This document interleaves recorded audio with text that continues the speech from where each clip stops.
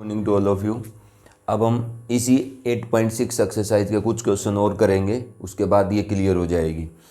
A right circular cylinder is inscribed in a cone. वो क्या कहता है कि एक राइट सर्कुलर सिलेंडर है, एक कोन के अंदर इंस्क्राइब्ड है। Show that the curved surface area of the cylinder is maximum. आप यूं शो करके दिखाइए कि उस सिलेंडर का कर्व्ड सरफेस एरिया मैक्सिमम होगा कब? When the diameter of the cylinder equal to radius of the base of the cone. मतलब आपसे वो क्या कहता है कि एक राइट सर्कुलर सिलेंडर एक कोन के अंदर इंस्क्राइब है। आप ये शो करके दिखाओ कि उस राइट सर्कुलर सिलेंडर के कर्व्ड सरफेस एरिया का मैक्सिमा या कर्व्ड सरफेस एरिया मैक्सिमम कब होगा, किस क्रिटिकल कंडीशन पर एक इंस्क्राइब्ड सिलेंडर का कर्व्ड सरफेस एरिया मैक्सिमम होगा? When the diameter of the cylinder is equal to the radius of the base of the cone. Cylinder का diameter किसके बराबर? उसके कोन के बेस के रेडियस के बराबर होगा। उस क्रिटिकल कंडीशन के ऊपर आपके सिलेंडर का कर्व्ड सरफेस एरिया मैक्सिमम आएगा, जो किस में इंस्क्राइब्ड है? एक कोन के अंदर इंस्क्राइब्ड है। तो पहले तो आपने इस चीज़ को समझना है कि अगर एक कोन के अंदर एक सिलेंडर को इंस्क्राइब किया जाता है तो हम उस फिगर का कैसे यूज करते हैं। ये आपके पास एक कोन है जिसके अंदर A B C, this is a right circular cone. इसके अंदर एक राइट सर्कुलर सिलेंडर इंस्क्राइब्ड है, तो ये इसके अंदर एक राइट सर्कुलर सिलेंडर है। ठीक है, मैं फिगर बना देता हूँ। ये आपके पास कोन है, इसके अंदर एक राइट सर्कुलर सिलेंडर है जो इंस्क्राइब्ड किया गया है। ठीक है, तो this is a right circular cylinder which is inscribed in this right circular कोन।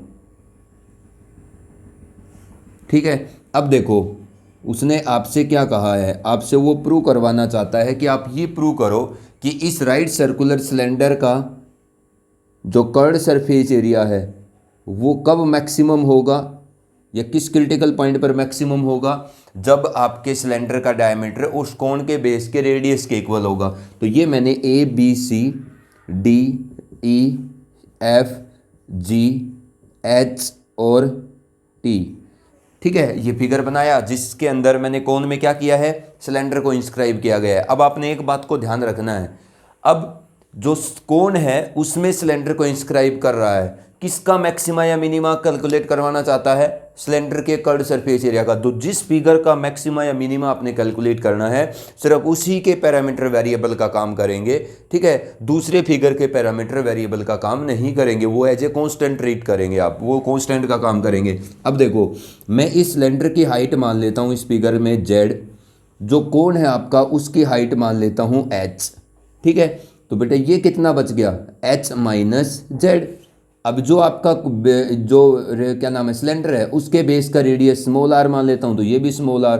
और जो कोन का बेस है उसका रेडियस मैं क्या मान लेता हूँ? Capital R. तो ये हमने अज्यूम किया है। ठीक है, सिलेंडर की हाइट जेड, कोन की वर्टिकल हाइट स्मॉल एच। अब ऊपर जो राइट छोटा कोन बच गया उसकी height H minus Z. Cylinder के बेस का रेडियस स्मॉल आर और कोन के बेस का रेडियस हम क्या मान लेंगे? कैपिटल आर, मतलब कैपिटल आर से रिप्रेजेंट करेंगे।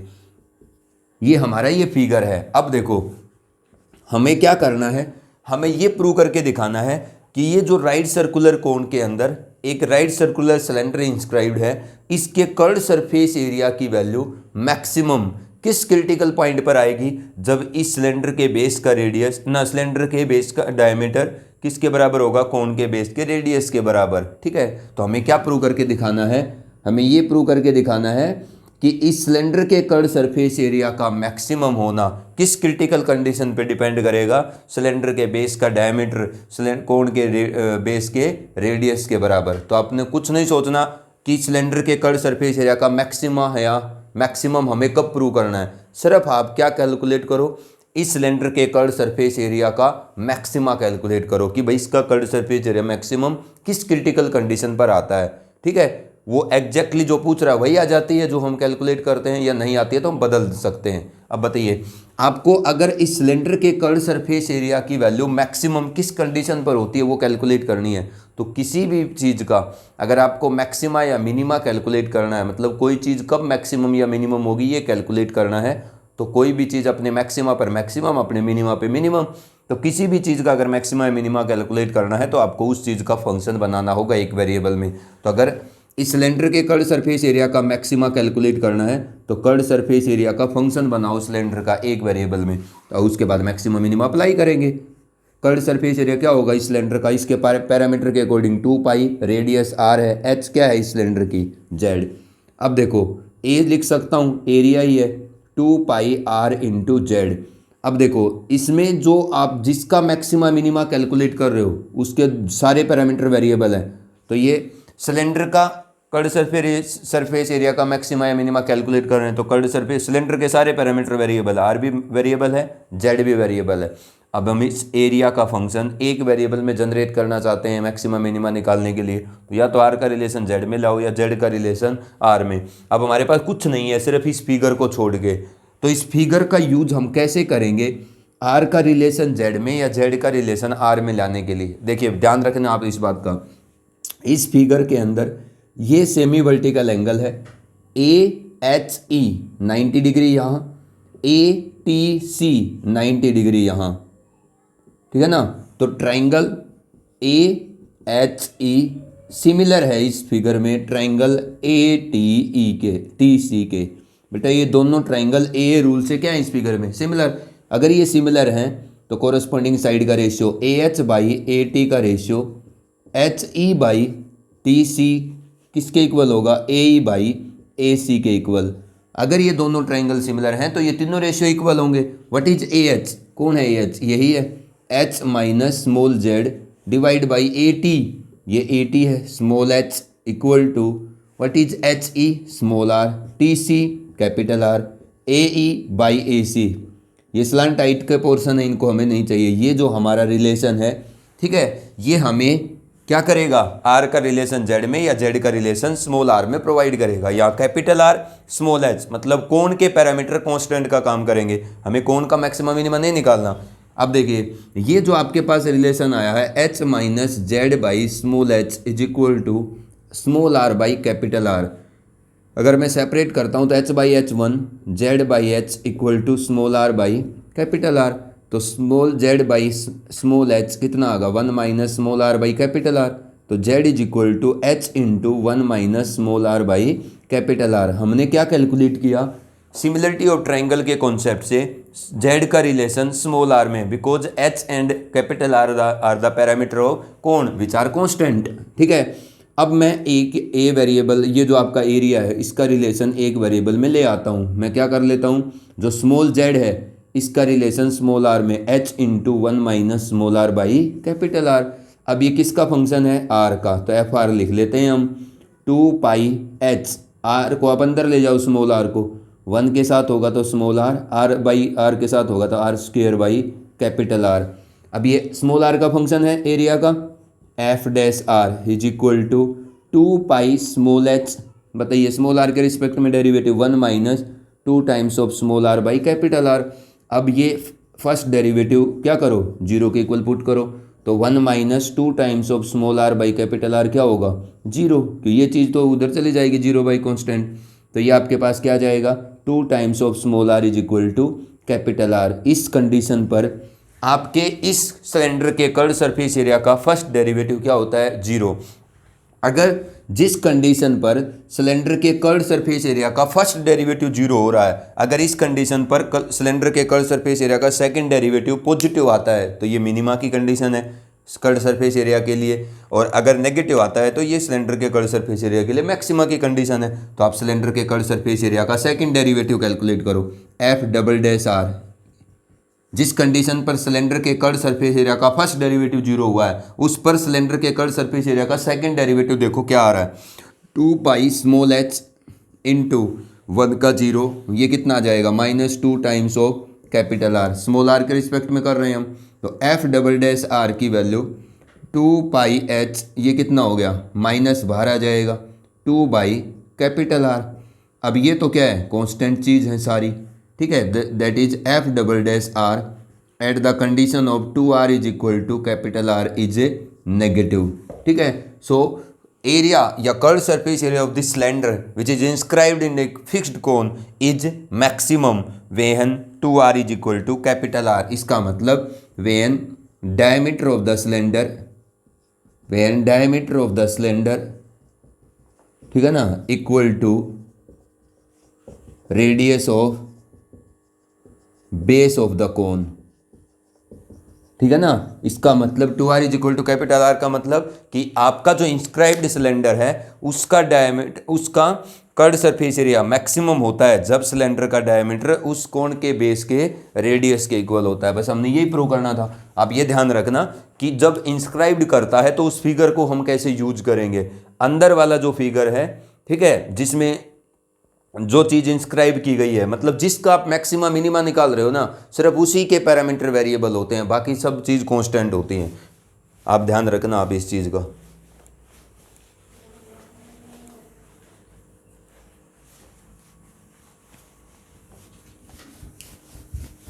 अब हम एक क्वेश्चन और करेंगे। देखिए जो नेक्स्ट क्वेश्चन है हमारा, अब यहाँ पर मैंने सिलेंडर को इंस्क्राइब किया था एक राइट सर्कुलर कोन के अंदर। अब नेक्स्ट देखिएगा, find the altitude of a right circular cone of maximum curved surface. Find the altitude of a right circular कोन। ये क्वेश्चन नंबर 31 है इसी एक्सरसाइज का। Find the altitudes of a right circular cone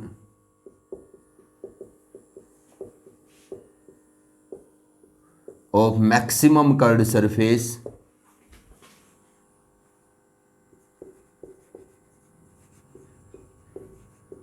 of maximum curved surface. Find the altitudes of a right circular cone of maximum curved surface which can be inscribed in a sphere of radius, which can be inscribed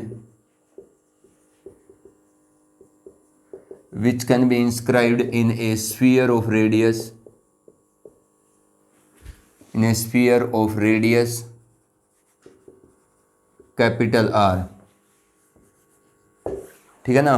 find the altitudes of a right circular कोन। आप एक right circular कोन का altitude calculate करिए और maximum curved surface, जिस right circular कोन का curved surface area क्या हो, maximum, which can be inscribed in A sphere of radius R, मतलब एक R रेडियस के स्फीयर के अंदर, ठीक है, जो एक राइट सर्कुलर कोन इंस्क्राइब किया गया है, जब उस राइट सर्कुलर कोन का मैक्सिमम हो वॉल्यूम कर्व्ड सरफेस एरिया, उस टाइम पर उसका एल्टीट्यूड कैलकुलेट करिए क्या होगा। मतलब ये एक स्फीयर है R रेडियस का, इसके अंदर एक राइट सर्कुलर कोन इंस्क्राइब किया गया है। This is a right circular cone which is inscribed in this sphere ABC। अब इस फिगर का देखिए हम कैसे यूज करेंगे। ये आपके पास राइट सर्कुलर कोन है, ये बेस है, ये आपने यहाँ पर क्या होगा, perpendicular. This is the centre of the sphere and this is capital R, this is also capital R, this is small r, this is the radius of the cone, ठीक है, and capital R is the radius of किसका, sphere का। तो sphere का radius अगर capital R है तो मैं कोन का रेडियस क्या मान लूँगा, स्मॉल r, ठीक है। तो ये हमें गिवन है। वो क्या कहता है कि एक कैपिटल R रेडियस के स्फीयर में एक क्या किया गया है, एक राइट सर्कुलर कोन इंस्क्राइब किया गया है। जिस टाइम पर इस स्फीयर के अंदर इस इंस्क्राइब्ड कोन का कर्व्ड सरफेस एरिया मैक्सिमम हो, उस टाइम पर इस राइट सर्कुलर कोन की एल्टीट्यूड बताइए क्या होगी। तो हम क्या करते हैं, हम ये पता करते हैं कि भाई इस राइट सर्कुलर कोन का कर्व्ड सरफेस एरिया मैक्सिमम कब होता है, जब इसका कर्व्ड सरफेस एरिया मैक्सिमम होता है, मतलब इस राइट सर्कुलर कोन के कर्व्ड सरफेस एरिया के मैक्सिमा पर, मतलब जब इसका कर्व्ड सरफेस एरिया मैक्सिमम होगा राइट सर्कुलर कोन का, मतलब इस राइट सर्कुलर कोन के कर्व्ड सरफेस एरिया के मैक्सिमा पर आप इसका जो हाइट कैलकुलेट करेंगे, ये वो हाइट पूछ रहा है कि जब आपके इस राइट सर्कुलर कोन का कर्व्ड सरफेस एरिया मैक्सिमम हो, जो कैपिटल R रेडियस के स्फीयर में इंस्क्राइब्ड है, उस टाइम पर आप इसका एल्टीट्यूड कैलकुलेट करिए। मतलब इस राइट सर्कुलर कोन के कर्व्ड सरफेस एरिया के मैक्सिमा के कोरस्पोंडिंग आपको इस राइट सर्कुलर कोन की हाइट कैलकुलेट करने के लिए बोल रहा है, ठीक है। मैं इसका मान लेता हूँ इस राइट सर्कुलर कोन की हाइट कितनी है, स्मॉल h, यही कैलकुलेट करनी है। लेकिन ये कब, ये उस कंडीशन पर कैलकुलेट करनी है जिस कंडीशन पर इस राइट सर्कुलर कोन का कर्व्ड सरफेस एरिया मैक्सिमम हो, ठीक है। ये स्मॉल h मान ली, ये कैपिटल R है, तो ये बेटा कितना है, small h minus capital R, ठीक है। अब देखो ये एक राइट एंगल ट्राइंगल है, मैं इस फिगर का कैसे यूज करूंगा, इस राइट एंगल ट्राइंगल में पाइथागोरस थ्योरम यूज करो। हाइपोटेन्यूज का स्क्वायर कैपिटल R का square is equal to small r square, H minus capital R का स्क्वायर। तो देखो capital R square is equal to R square plus A square plus B square minus 2h capital R. यहाँ से capital R square से capital R square cancel, इसको इधर ले आओ। 2h capital R is equal to small R square plus small H square. This is relation in H and R. ये क्या है? ये आपके कोण के पैरामीटर जो स्मॉल आर और स्मॉल एच है दोनों के बीच का एक रिलेशन है। अब देखो यहाँ पर स्फीयर जो है उसके पैरामीटर कांस्टेंट है, जिसका मैक्सिमा मिनिमा कैलकुलेट करोगे उसी के पैरामीटर आप वेरिएबल की तरह ट्रीट करोगे, बाकी सब कांस्टेंट है। किसका हम curve surface area maximum calculate करना चाहते हैं? हम इस राइट सर्कुलर कोण का। तो कोण के जो पैरामीटर हैं वही वेरिएबल है, स्फीयर का रेडियस यहाँ कांस्टेंट है। तो हम क्या कैलकुलेट करना चाहेंगे? द क्रिटिकल कंडीशन या point of maxima of the curve surface area of this right circular कोण। तो आप क्या करिए, जिसका मैक्सिमा या मिनिमा निकालना है आप उसी चीज़ का फंक्शन बनाइए एक वेरिएबल में। किसका मैक्सिमा निकालना चाहते हो आप? इस राइट सर्कुलर कोण के कर्व सरफेस एरिया का। तो बताओ कर्व सरफेस एरिया क्या होगा इस राइट सर्कुलर कोण का? पाई आर एल। क्या होगा? पाई आर एल। इसकी स्लांट हाइट क्या मान लेंगे हम? एल। लेकिन एल से बात नहीं बनेगी हमारी, एल से बात नहीं बनेगी। हम इसको एच में बदल देते हैं और आर में बदल देते हैं, क्योंकि एल नाम का कोई रिलेशन नहीं है हमारे पास। तो ये जो कर्व सरफेस एरिया है इसका स्क्वायर कर लो आप, कितना हो जाएगा? Pi square R square L square. क्यों? क्योंकि मैक्सिमा और मिनिमा का जो पॉइंट होगा ना उस पर कोई फर्क नहीं पड़ेगा। एफ फंक्शन का जो मैक्सिमा मिनिमा का पॉइंट है वही एफ की पावर एन फंक्शन का मैक्सिमा मिनिमा का पॉइंट होगा। ठीक है, तो कर्व सरफेस एरिया का square pi square R square L square. तो इसको हम कैपिटल ए लिख देते हैं। Pi square R square L square क्या होता है बेटा? R square plus H square. अब देखो इसमें क्या चीज़ है, इसमें pi square R square L R square plus H square. मतलब ये इसके अंदर जो ये आपका कोण का कर्व सरफेस एरिया, इसमें दो वेरिएबल हैं, एक तो स्मॉल आर और एक स्मॉल एच, क्योंकि ये दोनों किसी के पैरामीटर हैं? कोण के। और हम कोण के ही किसी चीज़ का मैक्सिमा मिनिमा निकाल रहे हैं, तो कोण फिगर का मैक्सिमा मिनिमा निकाला जा रहा है, कोण के सारे पैरामीटर वेरिएबल है। तो स्मॉल आर और स्मॉल एच, या तो आर को एच में बदलो या फिर एच को आप किस में बदलो? आर में। एक काम करना होगा, इस रिलेशन को यूज करिए आप इस फिगर से जो कैलकुलेट किया है यहाँ पर। आप एच स्क्वायर को यहाँ से आर स्क्वायर में क्या लिख सकते हो? 2h capital are. नहीं लिखा जाएगा एच स्क्वायर। क्यों? क्योंकि अगर मैं यहाँ से एच स्क्वायर लिखूंगा तो एच का रिलेशन और रह जाएगा। ठीक है ना, नेट एच स्क्वायर को आर स्मॉल आर स्क्वायर में नहीं या स्मॉल आर में नहीं लिख पाओगे। तो आप क्या करिए, यहाँ से स्मॉल आर की वैल्यू स्मॉल आर स्क्वायर की वैल्यू निकाल दो। कितना? 2h capital R square minus H square. मैं स्मॉल आर स्क्वायर को कैलकुलेट कर पा रहा हूँ किसमें? स्मॉल एच में। यहाँ रख दो। एरिया कितना आएगा? Pi square small R square की जगह क्या लिखो? 2h capital R minus H square. यहाँ भी स्मॉल आर स्क्वायर की जगह क्या लिखो? 2h capital R minus H square और प्लस एच स्क्वायर। अब ये एच स्क्वायर से एच स्क्वायर क्या हो गया? कैंसिल। हमारा काम है एरिया का फंक्शन एक वेरिएबल में जितना आसान हो उतना आसान बनाना। 2h capital are 2h capital R minus का कौन? H square. अब ये किस एक वेरिएबल में आपने इस कोण का कर्व सरफेस एरिया बदल दिया है? एच वेरिएबल में। तो ये एच का फंक्शन हो गया। तो ये pi square into 2 capital R. इस स्मॉल एच को बाहर मत रहने दो आप, एच में बदला है ना तो स्मॉल एच को अंदर ले जाओ आप। 2h square capital R minus H cube हो गया। अब आप इसका फर्स्ट डेरिवेटिव कैलकुलेट करिए। F dash H 2 pi square capital are, this is a constant term. अब ये क्या होगा? एच के रिस्पेक्ट में बताओ। 4h capital R minus 3h square. अब फर्स्ट डेरिवेटिव जो कैलकुलेट किया आपने उसको जीरो के इक्वल पुट करिए। तो 2 पाई स्क्वायर कैपिटल आर ये तो कांस्टेंट है, ये this is equal to zero करोगे तो ये पार्ट तो जीरो हो जाएगा। 4h capital R square minus 3h square is equal to zero. तो 4h capital R is equal to 3h square. h is not equal to zero, h zero नहीं है तो मैं h को कैंसिल कर सकता हूँ। तो कितना आएगा? 3h is equal to 4 times of capital R. ये कंडीशन आती है, ठीक है ना, जिस कंडीशन पर इस राइट सर्कुलर कोण के कर्व सरफेस एरिया की वैल्यू क्या आती है? मैक्सिमम। मतलब इस राइट सर्कुलर कोण का कर्व सरफेस एरिया मैक्सिमम है जब 3h किसके इक्वल है? 4 टाइम्स ऑफ कैपिटल आर। तो on the condition 3h is equal to 4 times of capital R. ठीक है, आपका इसका फर्स्ट डेरिवेटिव जीरो आता है इस कोण के कर्व सरफेस एरिया का। अगर इस कंडीशन पर इस कोण के कर्ड सरफेस एरिया का सेकंड डेरिवेटिव नेगेटिव आया तो ये किसकी कंडीशन होगी, मैक्सिमा की कंडीशन होगी इस कोण के कर्ड सरफेस एरिया के लिए। सेकंड डेरिवेटिव निकालो, एफ डबल डैश एच, तो एफ डबल डैश एच कितना आएगा बताओ, 2 pi square capital are, 2 pi square capital are, इसके आगे 2 pi square capital R H के रिस्पेक्ट में तो 4 times of capital R minus 3 H square, H के रिस्पेक्ट में बताओ कितना होगा, माइनस का 6 एच। अब एफ डबल डैश एच की वैल्यू कैलकुलेट करो किस कंडीशन पर, H is equal to 4r/3, ठीक है, H is equal to 4/3 times of capital R, तो 2 pi square capital R 4 times of capital R minus 6, H की जगह क्या लिखो 4/3 टाइम्स ऑफ कैपिटल आर, 3 2 जा 6, तो ये आ जाएगा 2 pi square capital are into 4r minus का 8r, तो माइनस का 4r तो माइनस का 8 पाई स्क्वायर आर स्क्वायर, तो ये क्या है बेटा नेगेटिव, ठीक है ना। इसका मतलब so curved surface area of cone is maximum when कब, h is equal to 4/3 times of capital R. इसका मतलब हमने ये प्रूव कर दिया है कि इस आर रेडियस के स्फीयर में जो कोन इंस्क्राइब्ड है इसका कर्ड सरफेस एरिया मैक्सिमम होगा जब इसकी जो हाइट है वो 4/3 times of the radius of the sphere होगी। तो वो यही कैलकुलेट करवा रहा था कि हाइट कितनी, हाइट कैलकुलेट करके दिखाओ जब कर्ड सरफेस एरिया मैक्सिमम हो इस कोण का।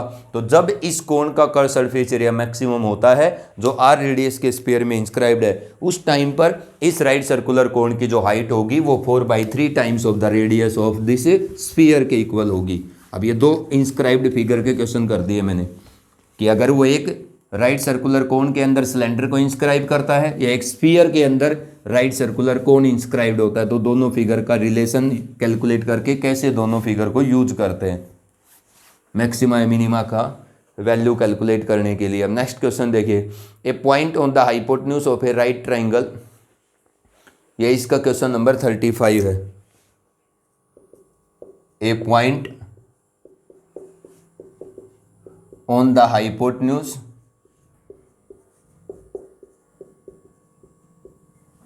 of a right angled triangle on the hypotenuse of a right triangle, ठीक है, on the hypotenuse of a right triangle is at distances a and b, is at distances a and b from the sides of the triangle, from the sides of the triangle show that the minimum length of the hypotenuse is, show that the minimum length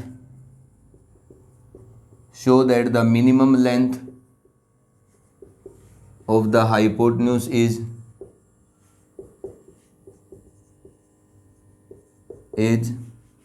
a की power 2/3 plus b की power 2/3 to the power 3/2, ठीक है। A point on the hypotenuse of a right angle triangle is at a distance of a and b from the sides of the triangle, show that the minimum length of the hypotenuse is a की power 2/3 plus b की power 2/3 to the power 3/2। आपको ये prove करना है। अब ये कैसे prove करेंगे हम, वो क्या कहता है कि एक पॉइंट है एक राइट एंगल ट्राइंगल की हाइपोटेन्यूज पर, वो उस राइट एंगल ट्राइंगल की बची दोनों साइड से ए और बी डिस्टेंस दूर है। आप उस राइट एंगल ट्राइंगल की जो हाइपोटेन्यूज है उसकी मिनिमम लेंथ इतनी प्रूव करके दिखा दो। अब एक राइट एंगल ट्राइंगल की जो हाइपोटेन्यूज की मिनिमम लेंथ प्रूव करनी है तो वो उसके मिनिमा पर आएगी।